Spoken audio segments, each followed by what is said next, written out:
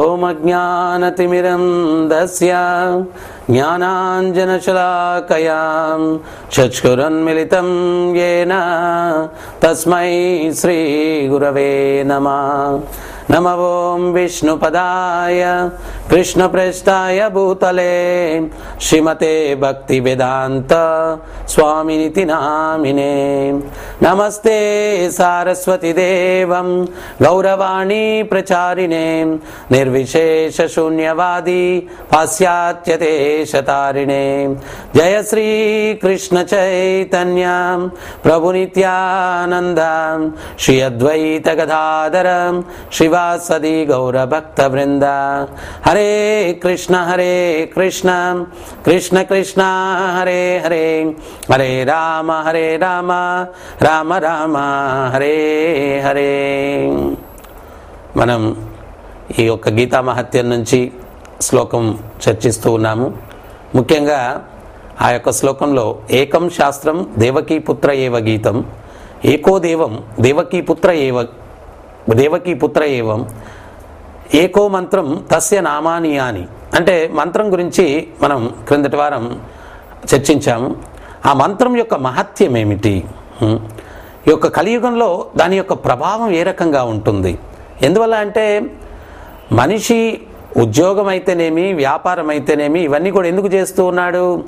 శాంతిగా జీవించాలా, ప్రశాంతంగా ఉండాలా, ఆనందంగా ఉండాలా అన్నటువంటి ఉద్దేశంతో. స్వామి ప్రభుపాదులు వారు చెప్తారు, మనం ఆనందం కావాలంటే ఆనందానికి సూత్రం ఏంటో తెలుసుకోవాలా. ఆ ఆనందానికి సూత్రం ఆత్మకి పరమాత్మ సేవలో కైంకర్యమైనప్పుడే ఆనందం అన్నటువంటిది లభిస్తుంది. కలియుగంలో ప్రత్యేకించి మనసు, మంత్ర అంటే మన్ అంటే మనసు, త్రా అంటే మనసులోని కల్ముషాలు తొలగించేటువంటిది. అన్నిటికీ ఎవరినన్నా టెన్షన్గా ఉంటే అడుగుతారు, బా నాకు ఈరోజు మనసేం బాగాలేదయ్యా అంటారు. మరి అన్నిటికీ మూలం మనసు.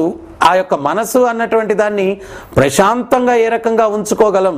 ఆ మనసులో ఉన్నటువంటి కాలుష్యాన్ని తొలగించుకున్నప్పుడే మనం ప్రశాంతంగా ఉండేదానికి అవకాశం ఉంది. అందువల్ల మంత్రం అంటే మన్ అంటే మనసు, త్రా అంటే మనసులోని కల్ముషాలను తొలగించుకోవడం. అది పద్ధతి. అది ఆ మంత్రాన్ని ఎవరైతే ప్రతినిత్యం జపిస్తారో వాళ్ళలో ఉన్నటువంటి అన్ని కల్ముషాలు, అన్ని యొక్క టెన్షన్స్ పోయి ప్రశాంతంగా వాళ్ళ జీవితం గడిపేదానికి అవకాశం ఉందన్నమాట. అందువల్ల ఈ యొక్క ఇతి షోడశక నామ్నాం హరే కృష్ణ కృష్ణ కృష్ణ హరే హరే, హరే రామ రామ రామ హరే హరే, ఇతి షోడశక నామ్నాం కలికల్ముషనాశనం నాతరో పరతరోపాయత్ సర్వవేదేషు దృశ్యతి. ఈ 16 పదాలైన భగవంతునివి ఎవరైతే జపిస్తారో కల్ముషనాశనం, కలికాలంలో ఉండే కల్ముషాలన్నీ కూడా నాశనం అవుతాయి. నాతరో పరతరోపాయత్ సర్వవేదేషు దృశ్యతి. వేదాలు మొదటి నుంచి చివరి దాకా తిరగవేసిన ఇంతకు మించిన తరుణోపాయం ఇంకొకటి లేదు అని చెప్తూ ఉన్నారనమాట. సో అందువల్ల మనం ప్రతినిత్యం ఈ యొక్క నామం యొక్క విలువ గురించి మహాభారతంలో కూడా ఒక చక్కటి సంఘటన జరిగిందనమాట. అదేమిటి అంటే, ఒకసారి భీముడు ధర్మరాజును కలవడానికి వెళ్తాడు. ధర్మరాజు నిద్రిస్తూ ఉంటారు. అప్పుడు భీముడు అన్నగారిని ఎందుకు కలతపరచాలా అని చెప్పి బయట కూర్చొని ఉంటాడు. ఒక వ్యక్తి రాజులాగా అలంకరించుకొని ఉన్నాడు, అయితే చూడటానికి చాలా కురూపిలాగా ఉన్నాడు. వాడు లోపలికి వెళ్ళబోతూ ఉంటే భీముడు వాడిని ఆపాడు. ఎవరు నువ్వు, ఎక్కడికి వెళ్తున్నావు అన్నాడు. అప్పుడు ఆ వ్యక్తి ఏమన్నాడంటే, అయ్యా నేనెవరో మీకు అనవసరం, అయితే నేను వచ్చే దారిలో ఒక విచిత్రమైన సంఘటన చూశాను, దాని గురించి తెలుసుకునేదానికి వెళ్తూ ఉన్నాను అన్నాడు. అప్పుడు భీముడు అన్నాడు, ఏమిటి ఆ విచిత్రమైన సంఘటన అన్నాడు. అప్పుడు ఆ వ్యక్తి ఏమంటూ ఉన్నాడంటే, నేను వచ్చే దారిలో కంచె చేనును మేస్తూ ఉంది, అంటే అర్థం ఏంటి అన్నాడు. అప్పుడు భీముడు అన్నాడు, భుజబల సంబంధమైంది ఏదన్నా చెప్పు, బుద్ధిబలం మన వల్ల కాదు, అన్నగారి దగ్గరికి వెళ్ళు అన్నాడు. సరేనని చెప్పి వాడు వెళ్ళిపోయాడు.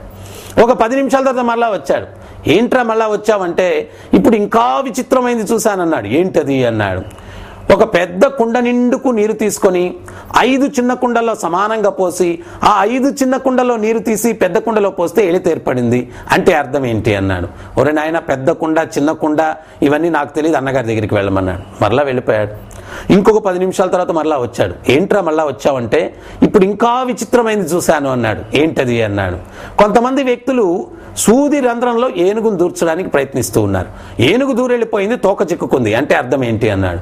అరే ఇదేంట్రా విచిత్రం, ఏనుగు దూరెళ్ళిపోవడం ఏంటి, తోక చిక్కుకోవడం, మరి అదే జరిగింది, దానికి అర్థం ఏంటి అన్నాడు. అప్పుడు భీమసేనుడు అన్నాడు, మరి అన్నగారి దగ్గరికి వెళ్ళి నాకు తెలియదురా అన్నాడు. ఇంకొక 10 నిమిషాలకు మరలా వచ్చాడు.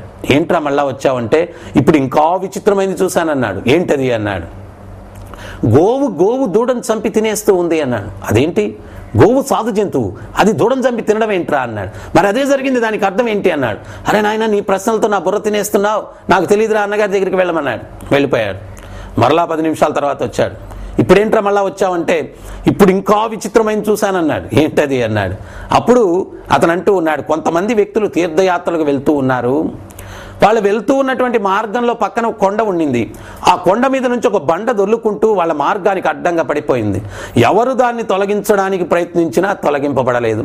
ఒక బక్క చిక్కిన బ్రాహ్మణుడు తన దోవతీకున్నటువంటి నూలు పోగు తీసి దాన్ని కట్టి లాగితే అది దొర్లుకుంటూ పక్కన పడిపోయి పగిలిపోయి పొడైపోయింది అన్నాడు.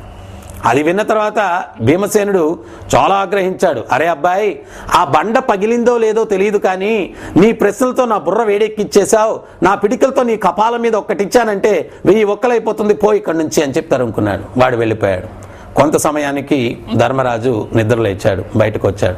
భీమసేనుని చూశాడు. ఏంటి భీమసేన, ఎక్కడున్నావు అన్నాడు. అప్పుడు చెప్పాడు, మీతో ఏదో చర్చించడానికి వచ్చాను, మీరు నిర్దిస్తున్నారని బయట వేచి ఉన్నాను. అయితే ఒక వ్యక్తి విచిత్రమైన ప్రశ్నలతో నా బుర్ర తినేశాడు అన్నాడు. ఏంటి ఆ ప్రశ్నలు అన్నాడు. మొదటిదేమో కంచె చేనును మేసింది అంటే అర్థం ఏంటి అన్నాడు.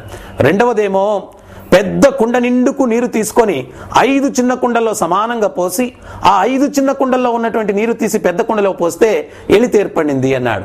మూడవదేమో సూది రంధ్రంలో కొంతమంది ఏనుగును దూర్చడానికి ప్రయత్నిస్తున్నారు, ఏనుగు దూరెళ్ళిపోయింది, తోక చిక్కుకుంది అంటే అర్థం ఏంటి అన్నాడు. నాలుగవది గోవు సాధు జంతువు, అది తన దూడను చంపి తినేస్తూ ఉంది అంటే దానికి అర్థం ఏంటి అన్నాడు. ఐదవది కొంతమంది తీర్థయాత్రలకు వెళ్తూ ఉంటే వాళ్ళు ఆ మార్గంలో ఒక పెద్ద కొండ మీద నుంచి బండ దొర్లుకుంటూ వాళ్ళ మార్గానికి అడ్డం పడిపోయింది. ఎవరు తొలగించడానికి ప్రయత్నించినా అది తొలగింపబడలేదు. ఒక బక్క చిక్కిన బ్రాహ్మణుడు నూలు పోగుతో దాన్ని కట్టి లాగితే అది దొర్లుకుంటూ పక్కన పడిపోయి పగిలిపోయి పొడైపోయింది అంటే వీటికి అర్థం ఏంటి అని అడిగాడు అన్నాడు. అప్పుడు ధర్మరాజు అన్నాడు, వాణ్ణి పట్టి బంధించావా అన్నాడు. ఎందుకు బంధించాలా అన్నాడు.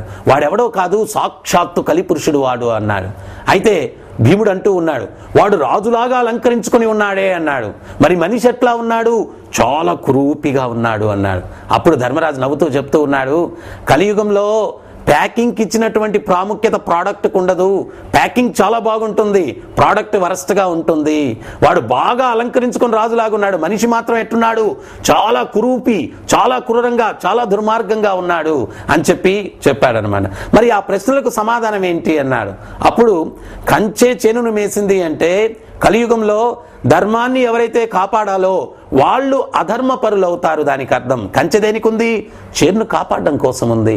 ఆ కంచె చేనుని మేసింది అంటే ధర్మాన్ని ఎవరైతే కాపాడాలో వాళ్ళు అధర్మపరులు అవుతారు కలియుగంలో. మనం ఈరోజు చూస్తూ ఉన్నాం, ఎక్కడ చూసినా అరాచకం, ఎక్కడ చూసినా కానీ ఒక బలహీనుణ్ణి బలవంతుడు దోచుకోవడం, ఇదంతా కూడా ఒక ధర్మం, నీతి, నియమం, కట్టుబాటు లేకుండా జరుగుతూ ఉంది.